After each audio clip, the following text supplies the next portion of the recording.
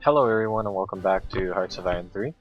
So last time we established a little beachfront here inside Stavistopol and surrounding area, and we've pretty much cleaned up the Allied invasion on Spain. So what I'm going to do, first and foremost, is that we need to think a little more inside the long term and what we're going to do with the Soviet Union and what we're going to do with the USA.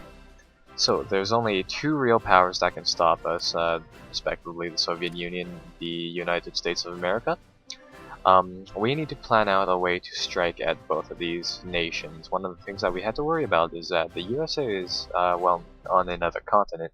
So what I think I'm actually going to do, and this will solve some of our supply problems, is I'm going to actually stop using all armor. In hindsight, I should have probably did this a little bit sooner, but we're going to stop doing that, and instead we're going to be building essentially infantry-based squads like this. I want to use tank destroyers because they're stronger than the anti-tank guns. I'm not sure if you can see this with YouTube quality all that clearly, but tank destroyers have higher stats than anti-tank guns, and it only costs 0.3 3 IC more. However, it takes a little while longer to construct, but overall, I think the benefits of getting these anti or tank destroyers I think they're a little better than the anti-tank guns. So I'm actually going to be using them more or less, and I'm going to buy roughly, let's see, around 6 cores of these troops. So that's kind of what we're going to be doing. They're going to cost quite a lot of IC to build, but everything should be fine. So that's going to put a lot of men onto the front. Now, we have a ton of free spies. I'm actually going to automate my intelligence agency, seeing as I don't necessarily need their services all that much right now. So we're going to give them one spy every 10 days from now on, and we're going to provide a lot more officers. You can kind of see that our officer ratio is kind of going down by a little bit. It's at 92%, so we want to keep that up at 100, and we have more than enough tanks for our invasion plans already. Actually, we have more than enough tanks on this front, so what that means is that our groups of infantry and such are actually getting bogged down. Keep in mind that with supply going into these 3 ports, we actually have to pay for the fuel cost for our vehicles as well, using those supply lines, right? So that is one issue that we kind of have to deal with. Where is Supreme Command Africa? There we go. Now, on the African front, we're actually losing by a bit. The British have made a landing attempt, and they're coming back over here to secure everything, so we've got to deal with that front as well now. Unfortunately, we have some tanks here, but most of our troops are kind of in disarray, just kind of spread out over here, so we're going to have to do something about that. Let's get Third Army. Third Army has a little bit of infantry, really. All of the troops here are rather spread out and just kind of scattered in general, so I'm actually just going to reassign a whole bunch of these to Supreme Command Africa, and that'll kind of help them out by giving them a few more troops to work with over there. I think Spain is fine for now, so I'm actually going to move these boats up to another potential Allied landing site. I know when Germany leaves its coastline relatively unguarded, the Allied and the British, well, the British are kind of neutralized. They like to land around Holland, so we're going to kind of secure that area. Now, 4th Army shouldn't be attached to them. Whoops. Now, 4th Army is still going to be automated. They're going to go into the defensive stance though, so I want them to just kind of maintain these larger cities like Liverpool and stuff, control the rebellions in the south, and just really maintain our holdings there. So that's kind of what they will be doing for the next little while. Now let's see. I want just enough production so that we can build some more supplies in the meantime to kind of balance out everything. And I also want our infantry to be ready for deployment in the near future. So let's bring the ships here. Easy does it. I want to bring my tank squadrons back home. At least I want to bring 30th Corps. 30th Corps will be detached, and I want 30th Corps to pretty much move to a city under our control, because I want to slowly, gradually take tanks out of the combat area right here. What was I going to do with this tank brigade? I think I was also going to move this one off the front, I believe. Yes, this tank brigade will also come off the front, so we're gonna redeploy them here. And we're going to bring infantry to the front, simply because infantry costs less supply to maintain, and that'll allow us to have a little bit more numbers on the front. So we're going to get rid of some of those tanks and kind of change them up for heavy hitting infantry is my plan right now. That's what my plan is right now. And since most of our tanks here are being pulled back, I'm going to try to essentially re-establish a new front.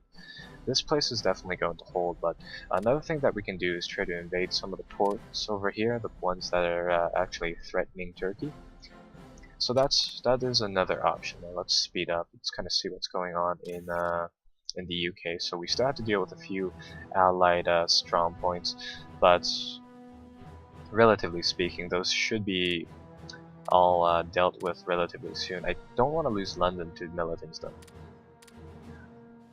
Give it some time, give it some time. The game it's kind of getting a little unstable in my opinion, or maybe it's just that it's getting a little bit slow. As you can probably tell, my my camera doesn't move as fast as it used to when I ran it on full speed.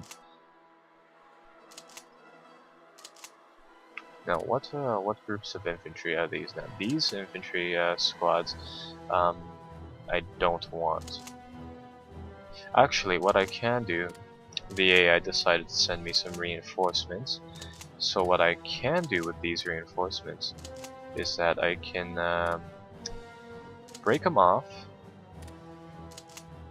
and form a new unit with them. So 20th Corps, I believe. No, 20th Corps is armor. What is this? 32nd Corps. So I can kind of do that, and then that'll bring those troops inside there. That works too. And let's get 9th Corps. 9th Corps is a group of infantry. I'm going to load them up on boats. And let's move 9th Corps over here into the mountainy area around here.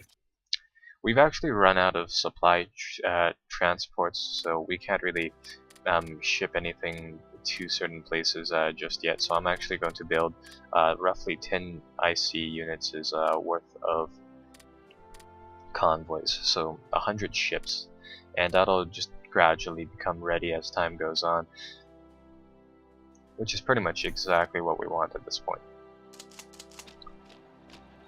We have some troubles on the front here. We're actually losing slightly, so let's turn this around into our favor by attacking here, and let's attack there. Or no, maybe we'll just leave it as it is. Now, like I said, gradually we need to be pulling these tanks off the front. Eventually, as more and more infantry streams through the area, we will be gradually pulling off our tanks, which will have the effect of lightening the resource problem over there. These tanks can actually go up there and take these two places, I guess. That will work. How are the rebellions being dealt with inside the UK? So the UK has been largely neutralized as well. I'm not that worried about Scotland. It doesn't produce that much, so yeah. Alright, so now we have some troops on the ground here. Now we can occupy this province. Drop 2 units, swing forward, and that should surround that mechanized unit if the AI doesn't move in time. And you never know with the AI. Sometimes it just doesn't do what it's supposed to.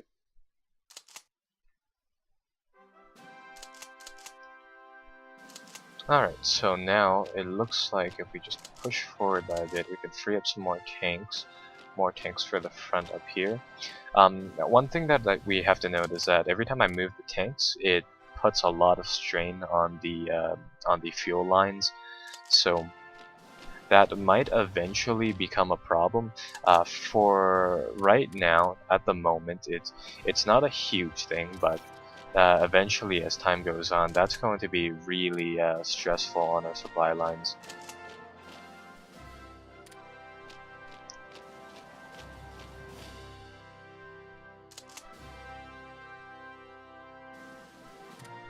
Oh, come on, don't tell me you can't win a fight against that.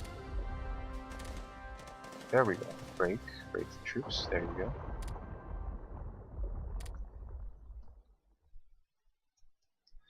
So right now, what I think I'll do is that I'll just wait until the front kind of reestablishes itself.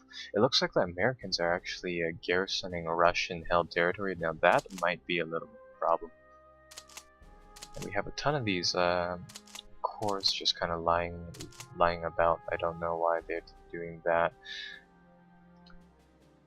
But that's not a problem that I'll solve in the near future, seeing as it doesn't really need to be solved. So now, if I check one of the units, you can see that we still have that supply problem. Everybody is getting enough supply for their daily supply needs, but we still need to take out armor or take out troops on the front to just kind of keep things in check. Every time we attack, that's probably going to cause some supply related issues for us.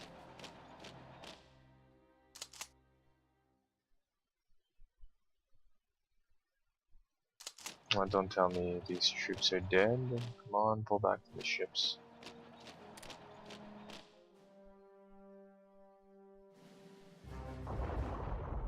Yeah, this little bulge right here might cause us some trouble. I'm a little bit afraid that we're going to lose these troops right here, but it looks like they are putting up quite a good job at fighting these enemy troops. We're actually pretty much eliminating enemy troops. Yeah, but they're out of supply, so they're kind of cut off from any real hope of reinforcement. I really wish we could pull back the ships. Actually, we can. It's just that we can't do that all at once. So if they keep pushing at the unit right here, then we're going to have some troubles. But hopefully we'll be able to evacuate one or two of the units from the troops to the boats over here. I should have landed them closer to the port, but the problem with that is that it's probably garrisoned, right? So I'm just going to say that all of these troops are pretty much lost at the moment, sadly. There's nothing I can do about that. More infantry will become available soon enough though, so it shouldn't be that big of an issue. The task at hand is pretty much controlling the front right now, so finally the troops of the Hungarian troops actually managed to pull their weight, so they've moved their units forward. The front is moving past our lines. That means that we can move our troops forward as well. And I want to take Rostov-on-Don. That's another major settlement right here. And if we keep those major ports under our grasp, then we'll have a good time.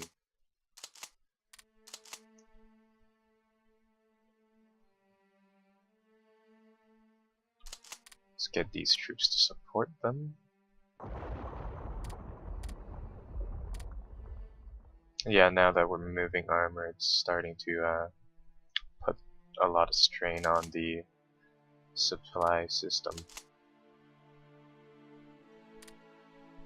Are these troops still here? Holy cow, they managed to survive for quite a bit.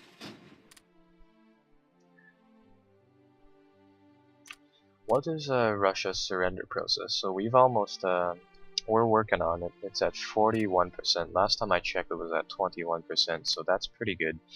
The UK is making a comeback, most likely because most of the troops went down here to defend London and places. So I'm actually going to get rid of these objectives right here. And this is just going to be a front that has to bounce back and forth because there's no way that we can kind of deal with that place and control the rebels at the same time. more efficient laws can be enacted. So I'm actually going to bump up the training to advanced training. Advanced training should be the most effective one there is there. We can also change our chief of staff to another chief of staff that brings a organization bonus to the table, but the problem with that is that it kind of cuts into um, our our supply problem down here. We're still operating out of the same 3 ports, and we were operating with 2 for a little bit, so there's still that issue going around. I'll move these tanks forward and I'll send the infantry into Rostov-on-Don. How does that sound? And we'll get Parma, division in Parma to go and attack as well. Where's the 32nd? So there's the 32nd Command Force. 20th Corps also has some infantry here, so we'll send them up. Actually, these two can make a brand new corps. And we will send them along with this mounted troop. Is this 20th or 9th? 9th Corps, so we're going to send 9th Corps over to Rostov-on-Don to hold that province there. Let's bring the commanders, up. And more infantry brought up to the front. That's going to help out that situation. We have a ton of tanks here just lying about because they're not really needed anywhere else. These troops should pull back by now. We almost have all the troops. Looks like we lost the HQ unit, but none of the actual tanks or infantrymen that were actually lost, so it should be perfectly fine. Now, one of the things that we had to ask ourselves is how close are we to Moscow? Or rather, how far away we are. So 1, 2, 3, 4, 5. 5 tiles. So that must be Moscow to 100 kilometers from Moscow, so I believe I'm pretty sure they were right outside the city when at the height of the Axis invasion. I'm not sure about that. They were either 10 kilometers out of Moscow, 1,000 meters out of the city, or 100 kilometers out of the city. It was like by 10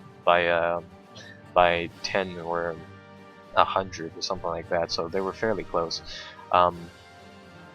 Do we have a good chance at winning though? Do we have a good chance at entering the city is what I'm wondering about right now. Let's actually decrease the span of the front by attacking this city, this troop right here. If we eliminate that, we're going to change the frontage by a bit, and that'll free up some more tanks, which in turn will change the situation on the front. So that is pretty good. We've pulled back all of these troops right here. We can redeploy them on this front once again, but I'm going to actually bring them back home just to kind of save them up. I'll bring another invasion fleet troop sometime later on when we can finally take this port. But once we have Rostov-on-Don, this is a level 2 port, so it's not that great. Let's get some infantry to garrison up. Okay, so there we go. Now we've established like a narrow front here.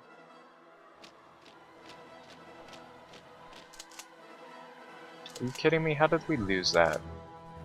We had more than enough troops over there. Great. Well, at least the Hungarian troops are making very quick work of the forces down here, so we're kind of bulging out, and I have a feeling that as soon as we take Moscow, the Soviet Union will most likely just collapse. Actually, let's check that. So Moscow is worth 30 points. Everything else around here is worth 2 to 5 over here. Wow, that one's actually fairly expensive. Leningrad is worth 20. 6 to okay, so maybe if we take Leningrad and and Moscow. Maybe that is the good way to go with things. And Stalingrad is over here, so we've got a fair amount of territory we need to take before we get there. Would it be wise if I just deployed a whole bunch of tanks over here, rushed Moscow, and rushed Leningrad? I'm thinking about doing that right now. Just we have a ton of tank reserves, fast units that move very fast and can strike at enemy positions like lightning. So maybe if we just blitz the front, maybe we'll win like that. But that's a bit of a gamble now. So what I can do is that I can go to Germany right here, Expeditionary Force, one of our corps, and I believe 30th Corps is just tanks, so we'll send them some reinforcements like that. They declined, so they don't actually want our tanks. What about Hungary? Hungary, do you want our tanks? No, they don't want our tanks. Alright, so maybe they have enough troops to do what they feel like doing. That's fine with me. Okay, so supply is being produced here. Still being supplied into these 3 ports. So this might not be enough, is what I'm worried about. As soon as we have some more escort ships, I'm going to guess Rostov-on-Don is going to be active in supplying our troops. So I think I'm just going to wait a little bit of time. I mean, at the very worst, the enemy could just, in theory, push us a little bit.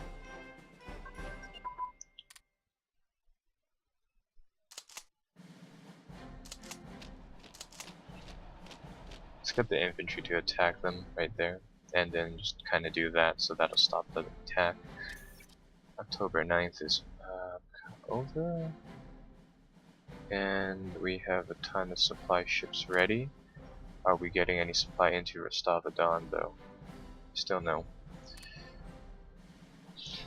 Perfect, the Hungarian troops are here. They will help us close the front by a little bit, so we want to move everything slightly back to over here. So the war's actually going really well, better than I had expected on this front. It looks like the German forces are doing a huge role, but it looks like we might be losing up here in Army Group North, simply because it looks like the bulk of the troops are being committed here. So far, where are the Allied forces? What I'm wondering. So it looks like they've retaken. Oh shit, that might be a problem. The UK has retaken the Egyptian lands over here, so that's kind of a powerhouse for them. They regained some industry down here. Damn. And they're starting to take Africa. And somehow this happened, but I'm not going to bother explaining that. But the good thing is that Vladivostok is defeated, so more of these Japanese forces are also being committed to the front. So I guess the goal right now is to just eliminate the biggest threat. In this case, would be Russia. Crush Russia, then move south. Take Africa back. Hopefully crush the United Kingdom by pushing into India, and then move to the United States.